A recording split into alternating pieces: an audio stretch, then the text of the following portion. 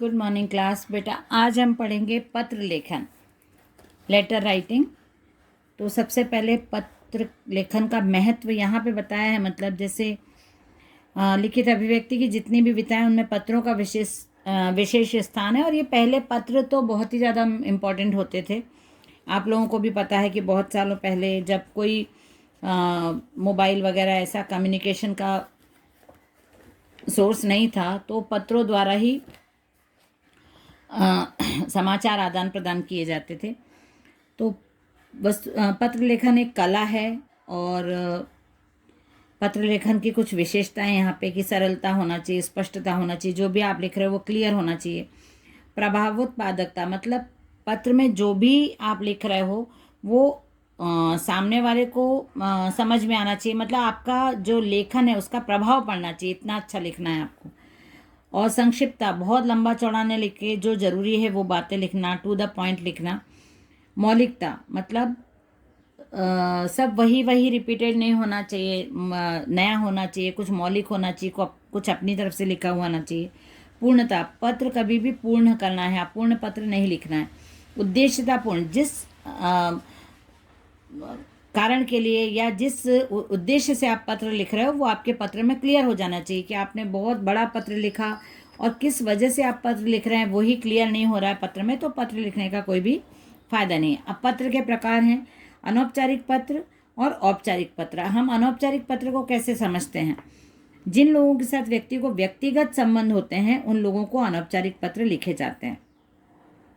हमारा आपस में जो संबंध है कि जैसे हम व्यक्तिगत संबंध हमारे किससे होते हैं? हमारे रिश्तेदारों से होते हैं, हमारे मित्रों से होते हैं, हमारे जो आपस के जो रिश्ते हम खुद बनाते हैं वो व्यक्तिगत रिश्ते हमारे होते हैं। तो उसमें अनौपचारिक पत्र लिखे जाते हैं जिसमें आप अपनी भावनाएं, सुख दुख और निमंत्रण, आमंत्रण, इस प्रकार का जो भावनाएं व्यक्त करते हैं उन पत्रों को अनौपचारिक पत्र कहा जाता है। औपचारिक पत्र मतलब, अनौपचारिक मतलब इंग्लिश में है इनफॉर्मल और औपचारिक पत्र फॉर्मल। इन पत्रों का संबंध औपचारिक संदर्भ से होता है। ये पत्र उन लोगों के लिए लिखे जाते हैं जिनके साथ व्यक्ति का निजी संबंध नहीं होता। यदि हमको कोई व्यवहार करना है, बिजनेस करना है, कोई कमर्शियल हमारा बिजनेस है या हमको कोई कार्यालयीन काम करवाना है तो यहाँ पे औपचारिक पत्र लिखे जाते हैं। इसलिए इन पत्रों में आत्मीयता के स्थान पर औपचारिकता का निर्वाह होता है। आप जब भी देखोगे तो इसमें बहुत अनौपचारिक पत्रों में तो हम डिटेल्स लिखते हैं, अपने सुख दुख बांटते हैं, सब कुछ लिख के हम व्यक्त करते हैं। लेकिन जो औपचारिक पत्र होते हैं उसमें सिर्फ ज़रूरी बात लिखी जाती है, टू द पॉइंट लिखी जाती है। जिस प्रयोजन के लिए हम पत्र लिख रहे हैं वही उसमें बताया जाता है। ये पत्र तथ्यों और सूचनाओं पर आधारित होते हैं। सरकारी तथा गैर सरकारी कार्यालयों, बैंकों, बीमा कंपनियों आदि के बीच तथा अपने अपने अधीनस्थ कार्यालयों के साथ जो पत्राचार होता है वह इस श्रेणी में आता है। पत्र के अंग है ना, पत्र की क्या क्या होना चाहिए? पत्र लेखक का पता, दिनांक होना चाहिए। और ये देखिए यहाँ पे ये बताया है कि कैसे पत्र लिखा जाता है। ये फॉर्मेट है। यहाँ पे पत्र का पता आ गया, यहाँ पे जिस दिन लिखा जा रहा है वो, या फिर कोई भी डेट जैसे आपको लिखना। उसके बाद संबोधन या प्रशस्ति। संबोधन मतलब आप किसको पत्र लिख रहे हैं, किसके नाम से लिख रहे हैं, है ना। इसमें पढ़ने वाले को सबसे पहले यही दिखता है कि आप किसके लिए भेज रहे हैं। यदि खोला किसी ने पत्र और आपका संबोधन है तो उससे क्लियर हो जाता है कि आप किसके लिए पत्र लिख रहे हैं। जैसे यहाँ पे दिया है आदरणीय पिताजी, माताजी, चाचा जी, मौसा जी, जिसको भी आप लिख रहे हैं वो दिनांक के बाद वो आ जाता है।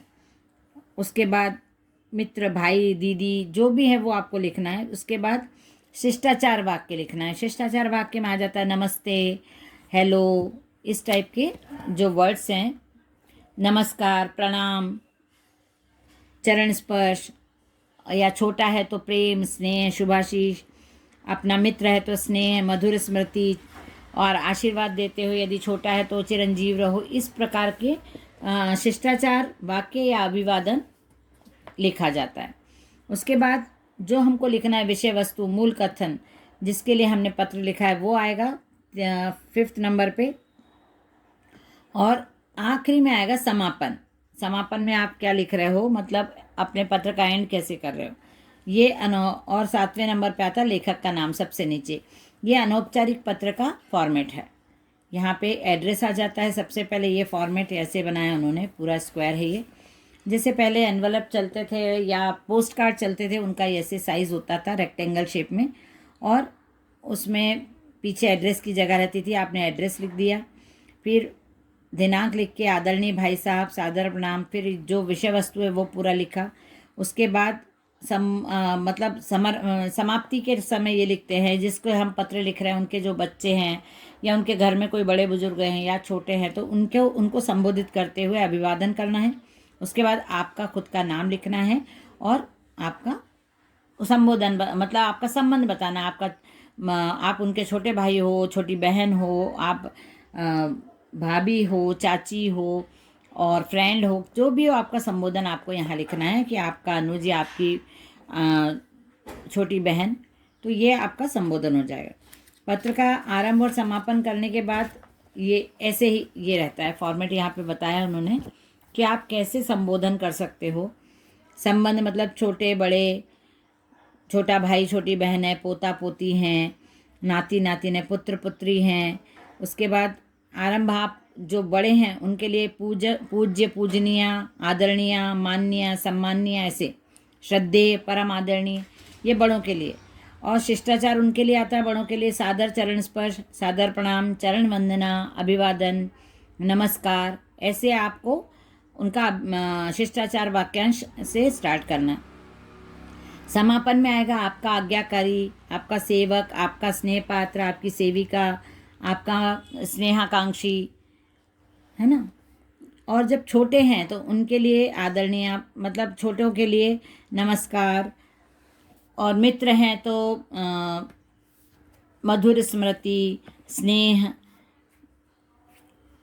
तुम्हारा नाम, तुम्हारा अपना, तुम्हारा अभिन्न मित्र, तुम्हारा ही शुभाकांक्षी, ये समापन में आता है।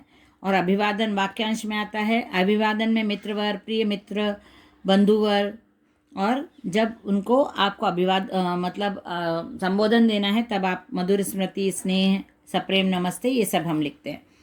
उसके बाद अपने से छोटों को जब आपको लिखना है तो उनका नाम आएगा, फिर प्रिय, परम प्रिय, उसके बाद सप्रेम स्नेह, स्नेह, और तुम्हारा शुभ चिंतक, तुम्हारा बड़ा भाई, तुम्हारा शुभाकांक्षी, ये सब इसमें आ जाता है।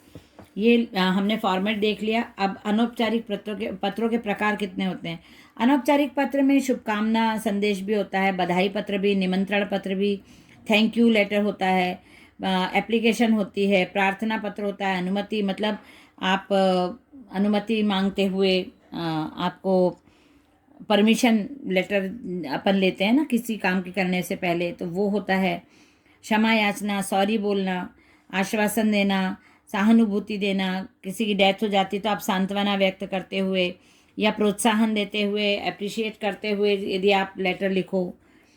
गुस्सा, नाराजगी, खेद, सूचना देना, ये सब अनौपचारिक पत्र में आ जाता है। ये शुभकामना पत्र है, तो ये लिखने का तो हमने वो देख लिया। और औपचारिक पत्र में जैसे किसी कार्यालय को लिखना है, एप्लीकेशन लिखना है, लेटर लिखना है, ये सब औपचारिक पत्र में आ जाते हैं। संवेदना और ये तो अनौपचारिक हैं, लेकिन औपचारिक पत्र में आपको जैसे औपचारिक पत्रों में एप्लीकेशन है या स्कूल के लिए कुछ आपको मंगवाना है उसकी देना, या किसी आपसे कोई गलती हो गई तो सॉरी बोलते हुए एप्लीकेशन देना, ये सब उसमें आ जाता है पत्र के प्रकार में। तो पत्र वर्णन यहाँ पे हमने देखा। जैसे अब यहाँ पे है अनौपचारिक पत्र का। आप पहाड़ों पर रहते हैं, ग्रीष्मावकाश में आप अपने मित्र को अपने घर बुलाकर छुट्टियाँ बिताने के लिए एक निमंत्रण पत्र लिखिए। तो यहाँ पे उसका एड्रेस आ गया है। उसके बाद उसने अपने मित्र को संबोधित किया है, पूरा वर्णन किया है कि गर्मी की छुट्टी में आप आ सकते हो, हम कैसे घूमेंगे, क्या क्या करेंगे, अपने मित्र से आप क्या क्या बताना चाहोगे अपने यहाँ के बारे में, आपके वहाँ पे क्या क्या है। तो उसी प्रकार से मित्र ने पूरा समझाया है कि आप यहाँ आओ, हमको घूमने के लिए यहाँ ऐसी ऐसी जगह है, यहाँ का प्राकृतिक सौंदर्य। तो ये ऐसे टॉपिक्स रहते हैं जिनको आप क्लियर कर सकते हो अनौपचारिक पत्रों में, बता सकते हो निमंत्रण है या बर्थडे पार्टी में बुलाना है या शादी में बुलाना है, तो इस प्रकार के निमंत्रण पत्र, थैंक यू लेटर्स होते हैं, अभिवादन के लेटर्स होते हैं, इन्फॉर्मेशन देने वाले होते हैं, तो ये डिफरेंट टाइप के लेटर्स होते हैं। नेक्स्ट क्लास पे इसको भी और डिस्कस करेंगे। Bye everyone.